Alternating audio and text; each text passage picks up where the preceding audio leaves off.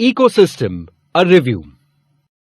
We all know that interactions and interrelations among the biotic and abiotic components and their physical environment together form an ecosystem. In an ecosystem, every component plays an important role.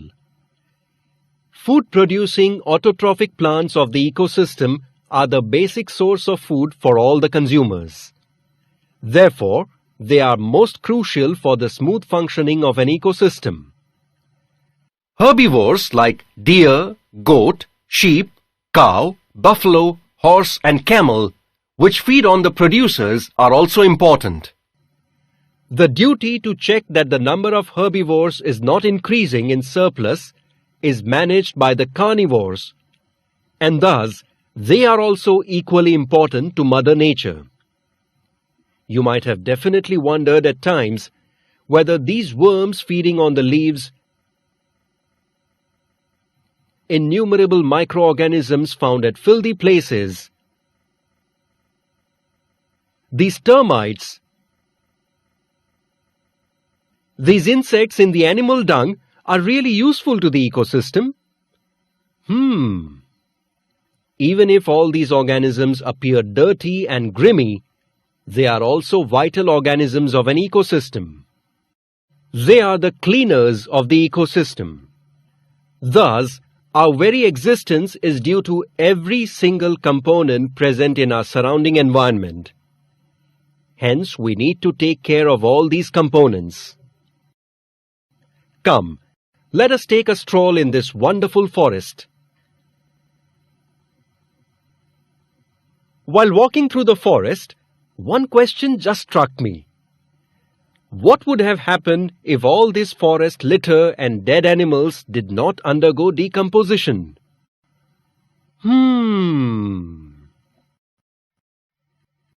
If all these wastes did not undergo decomposition, then waste would start accumulating and piling up in the environment. The nutrient cycling in the nature would have been disturbed, and thus ultimately environmental imbalance would have been experienced. Now, after revisiting so much about components, food chains, food webs, and many more things about an ecosystem, this revision is definitely incomplete without discussing two main topics, that is, trophic levels and energy pyramid. Each level in the food chain is called a trophic level. A trophic level is the step at which the organism obtains its food in the chain. The plants or the producers of our ecosystem constitute the first trophic level. The herbivores or the primary consumers that feed upon plants constitute the second trophic level. The carnivores or the secondary consumers that feed on the herbivores constitute the third trophic level.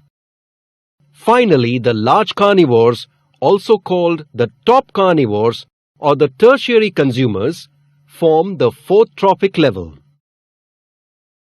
Energy exchange takes place at each trophic level. The initial quantity of energy goes on decreasing at every level of energy exchange. Similarly, the number of organisms also decrease from the lowest level to the highest level.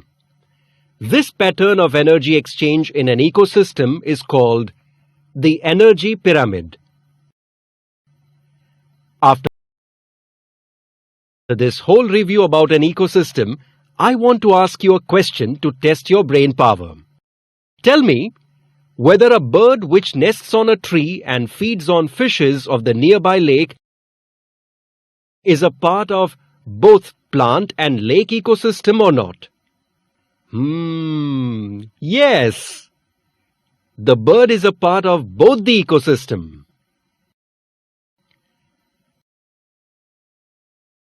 Now here, an incomplete chart of an ecosystem is shown.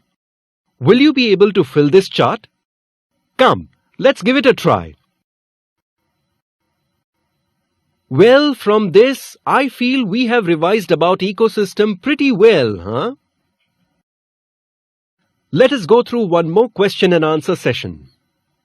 Let me give you a situation. In southern India, rice plantations are carried out on large scale. Due to such abundance of food, plenty of grasshoppers flourish over there. Frogs feed on these grasshoppers. Therefore, their number also increases, and simultaneously, the snakes which feed on these frogs also increase in number. But if the number of frogs are suddenly reduced, then what will be the effect on rice? If the number of frogs reduce, then it goes without saying that the number of grasshopper will increase more, due to which more number of grasshoppers will feed on rice plantations, and hence it will lead to more devastation of the rice crops. Which predator will increase in number and which will reduce in number? The number of grasshoppers will increase, whereas the number of snakes will decrease. What will be the overall impact on the ecosystem? The equilibrium of the ecosystem will be disturbed adversely due to such consequences. Now, whenever we talk about ecosystem, it is like talking about our surrounding environment. Environment can be described as the sum total of all living and non-living things that are present around us. It includes different animals, birds, insects, plants, trees, etc. Things like cars, buses, trains, bench, desk also are very much a part of our environment. Come, let us discuss about environment and ecosystem in the next part of this chapter in detail. Environment and ecosystem.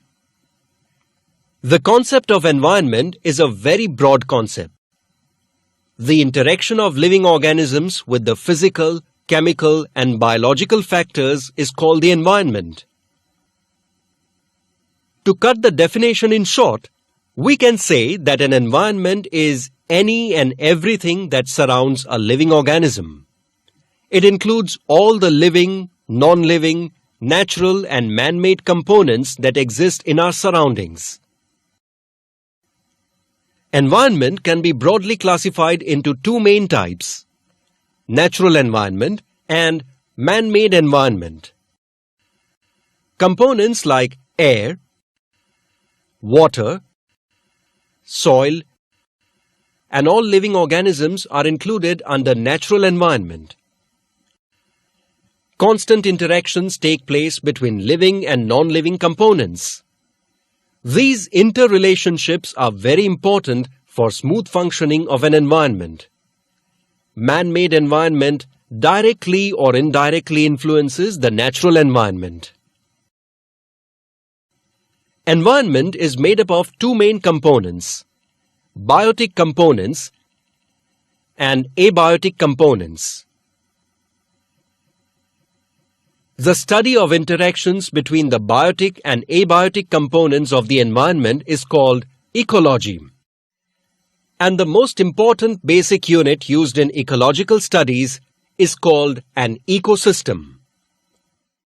Environment comprises different types of ecosystem. We have already studied about some types of ecosystem in our previous grades. Look at this pond. Even this is called an ecosystem. Our planet Earth is the largest ecosystem. Thus, we can say that biotic and abiotic components in a given area and their interactions with each other together form an ecosystem.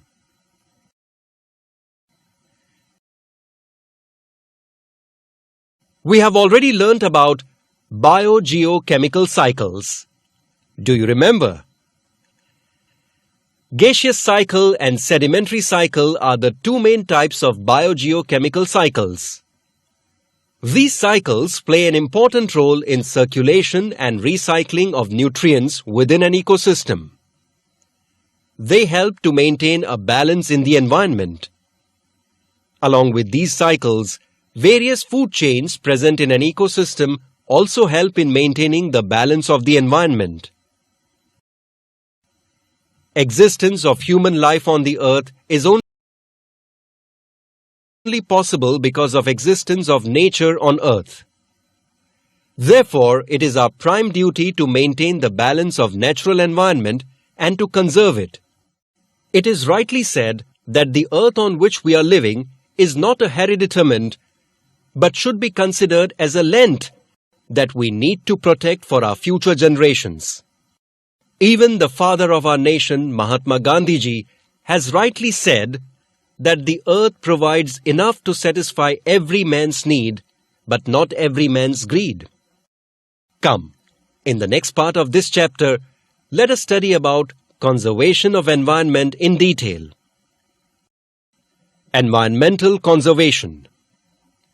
Here we will do a quick question and answer session before actually starting with the topic. Can you tell which factors affect the environment and how? Various human activities like rapid industrialization, inconsiderate use of natural resources affect the environment adversely. All these activities lead to a drastic change in the climatic patterns. Pollution and degradation of environment is also a result of all these detrimental activities. What would happen if the number of predators in the environment keep on increasing? If the number of predators in the environment keep on increasing, then the number of organisms on which predators feed will decrease, which will ultimately result in shortage of food to the predators. Environmental imbalance will also be observed, and the smooth functioning of the environment will be disturbed. If big industries are raised on the banks of rivers, then what will be its effect on the ecosystem of the river? Waste materials like acids, alkalis, toxic metals, oil, grease, dyes, pesticides, and sometimes even radioactive materials are the major wastes generated by the industries. If big industries are raised on the banks of rivers, then all the pollutants generated by the industries will be discharged into the rivers, which will lead to pollution of river water. Water pollution will deteriorate the quality of water in the river and will also affect the aquatic life present inside the river adversely. Various natural and man-made factors have harmful effects on the environment. Due to this, the balance of the environment gets disturbed. It also has a direct impact on the existence of living organisms. Now, after studying so much about factors affecting the environment in our previous grades, can you name some of the natural and man-made factors affecting the environment? Natural disasters like earthquakes, forest fires, tsunami, floods, storms cause harm to the environment. Along with this, man-made factors like emission from industries, burning of fossil fuels, large-scale deforestation, improper disposal of waste, overhunting, etc. also have undesirable effects on the environment. Do you know that because of various natural and human activities, today we are facing several environmental issues? Environmental pollution is one of them. Generally, contamination of any material is its pollution. Unnecessary and unacceptable change in the surrounding environment due to natural events or human activities is called environmental pollution. In other words, direct or indirect changes in physical, chemical and biological properties of air, water and soil, which will be harmful to human and other living beings, is called environmental pollution. Population explosion, rapid industrialization, overuse of natural resources, deforestation, unplanned urbanization, etc. are some of the reasons responsible for environmental pollution. Come, Let us discuss about this prime environmental issue in brief. Environmental pollution. We all know that the concept of pollution is a very broad concept to study. Man, and at times nature itself, is responsible for environmental pollution. When human activities are responsible for pollution, it is called man-made pollution. And when natural phenomena are responsible for pollution, it is called as natural pollution.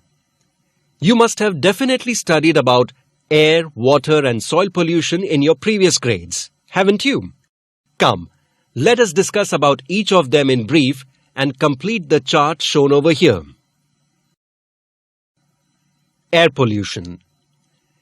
Carbon dioxide, carbon monoxide, hydrocarbons, sulfur, nitrogen oxides, hydrogen sulfides, dust, ash, etc. are some examples of air pollutants. Burning of fossil fuels and smoke released from the industries are the main sources of air pollution. Natural calamities like volcanic eruption and forest fires also contribute to air pollution. Air pollution has several undesirable effects on human beings, animals, plants, and also on the environment. It causes many health hazards in human beings. It also has adverse effects on animals. Inhalation of air contaminated with particulate matter may be dangerous for animals, as the particulate matter tends to accumulate in the body tissue of the animal. Stunted growth and yellowing or chlorosis of the leaf is usually observed in plants as an ill effect of air pollution. Air pollution also has a variety of environmental effects. Acid rains, ozone layer depletion, and greenhouse effect are the major deteriorating effects of air pollution on the environment. Air pollution can be brought in check by following simple methods like using of LPG in our houses and CNG in our cars, using public transport, reducing the dependency on conventional sources of energy like fossil fuels, planting trees along the roadside and around industrial areas, creating awareness about air pollution, etc. Let us now move to the next type of pollution in the chart, that is, water pollution. Toxic metals, organic wastes like manures, fertilizers, pesticides, various microorganisms, etc. are some of the examples of water pollutants. Industrial wastes, domestic wastes, chemicals discharged from industries, agricultural wastes are the main sources of water pollution. Water pollution poses a serious threat to human health. Waterborne diseases and many disorders are caused due to consumption of polluted water. Water pollution also has several undesirable effects on aquatic life. It leads to reduction in the number of aquatic plants and animals due to the destruction of their natural habitat. Measures like installation of sewage treatment plants, treatment of industrial effluents before their discharge into the water bodies, reuse of treated water, encouragement of organic farming, and social awareness regarding water pollution should be undertaken to control water pollution. Now, let us fill the column of soil pollution. Remains of chemical fertilizers, non-biodegradable wastes are some components that lead to soil pollution. Industrial wastes, agricultural wastes, plastic wastes are some of the sources of soil pollution. Soil pollution is responsible for soil erosion and making the soil infertile. It is also responsible for stunted plant growth due to nutrient deficiency. The problem of soil pollution can be controlled by implementing measures like use of organic fertilizers instead of chemical fertilizers. Avoid overuse of fertilizers and pesticides. Treatment of industrial effluents before its discharge, etc. Do you know? Radioactive pollution. Radioactive pollution can be of two types, natural and man-made. The ultraviolet rays and infrared rays come under the category of natural radiations, whereas X-rays and atomic rays emitted from atomic reactors can be categorized as man-made radiations.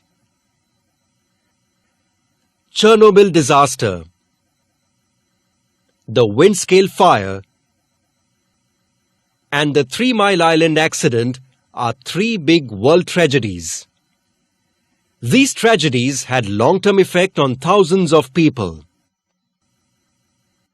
Cancerous ulcers due to X-rays, destruction of body tissues, genetic mutations, vision problems are some of the effects of radioactive pollution.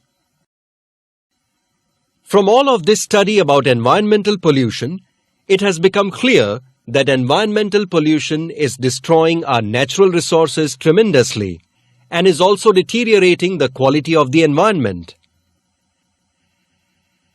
Various issues like increase in health hazards, increased risk of liability, environmental imbalance has risen due to increasing pollution. Therefore, to put a stop to all these problems, pollution control is a must. As a responsible citizen, we must take all the possible measures to control pollution at our level and spread awareness among people regarding it. After this brief description about environmental conservation, let us now focus on to study more about why we need to conserve our environment. Need for environmental conservation. We know that our environment is degrading day by day.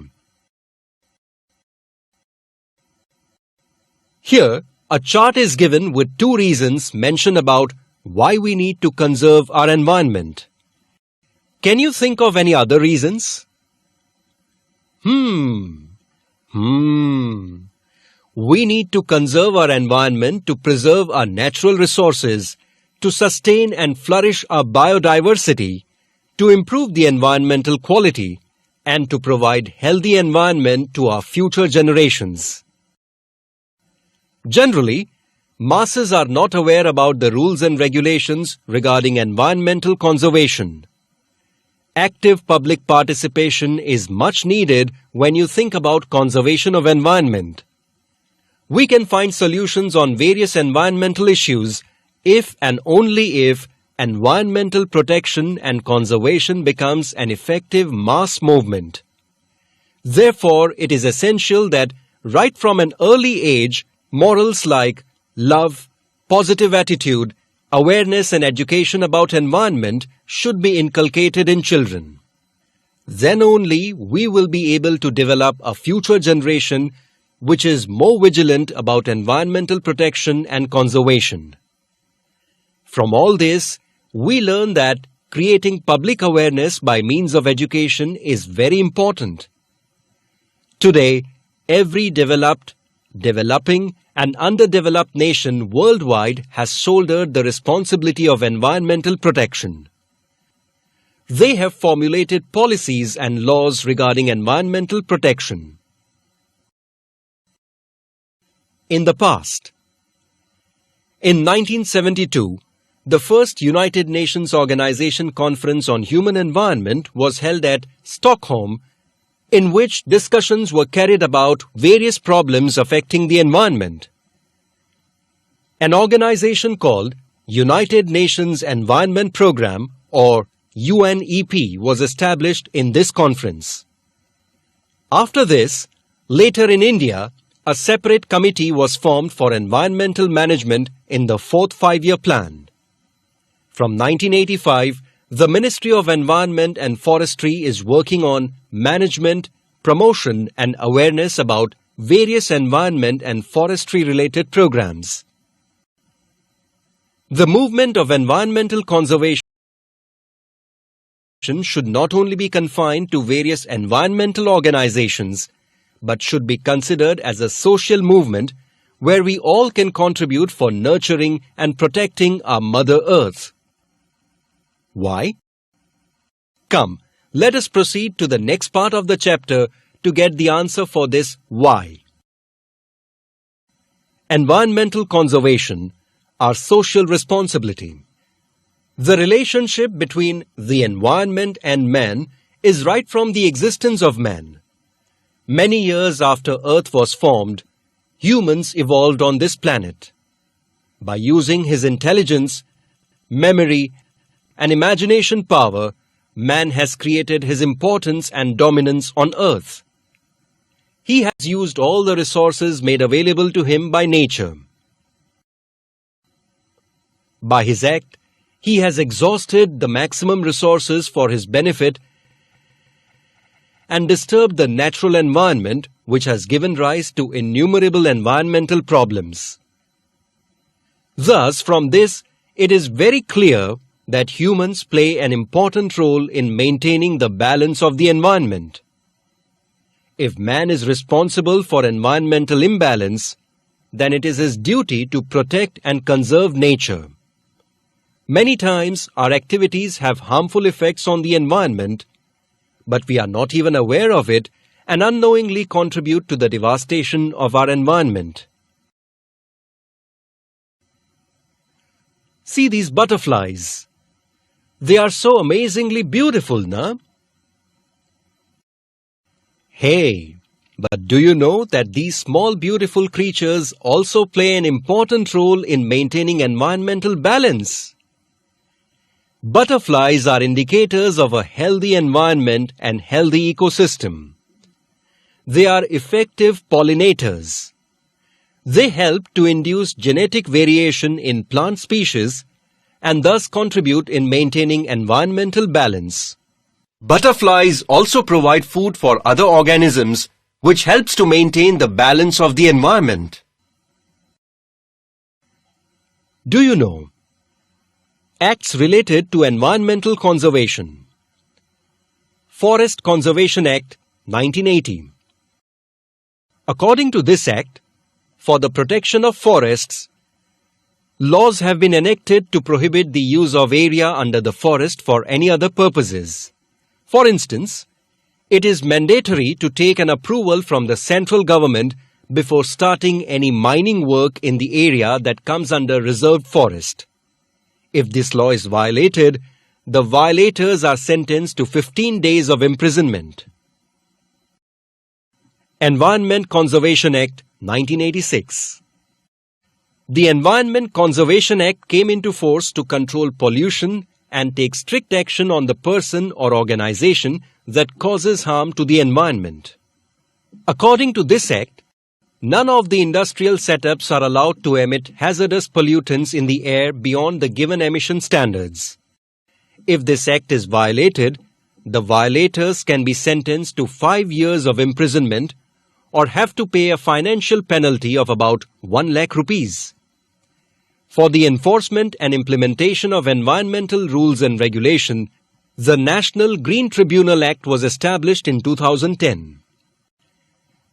Along with Forest Conservation Act and Environment Conservation Act, our government has also formulated acts like Sound Pollution Rules and Control Act in the year 2000, Biomedical Waste Handling and Management Act in 1998, and E-Waste Handling and Management Act in 2011. Are you curious to know about these acts? Just visit the internet and you can find ample information about these acts. Always remember, as per the Wildlife Protection Act 1972, Section 49A, trafficking of rare animals is totally banned. Section 49B, use of goods made from skin and body parts of wild animals is banned. Section 49C, If a dealer has ample stock of items made from body parts of rare animals, then it becomes mandatory for him to inform about this to the authorized officer. Extraordinary story of an ordinary man. Jadhav Molai Payang was born in nomadic tribal community in Assam in 1963. He started working as a forest worker at the age of 16. A number of snakes were found dead due to the floods in the river Brahmaputra that flowed near the village. That is when, as a rescue, the Social Forestry Division planted 20 bamboo plants in that area. Molai was one of the workers appointed to take care of those plants by the department. Even after the project, he continued his work and not only looked after the plants, but continued to plant more trees on his own, and with this effect, he transformed a 1,360-acre area of no-tree land into a forest reserve. This forest still exists at Kokila Mutt in Jorha, Assam, after 30 years of continuous efforts by Molai. Today, the forest is well known as Molai Forest after him. He was honored with a Padma Shri by the Government of India for his distinguished contribution. From this story, we have learned many people destroy the forest, but a single person, if determined, can establish a new forest. Till now, in this chapter, we have studied a lot about environmental conservation. Come, let us now move on to study about how environmental conservation and biodiversity are linked to each other.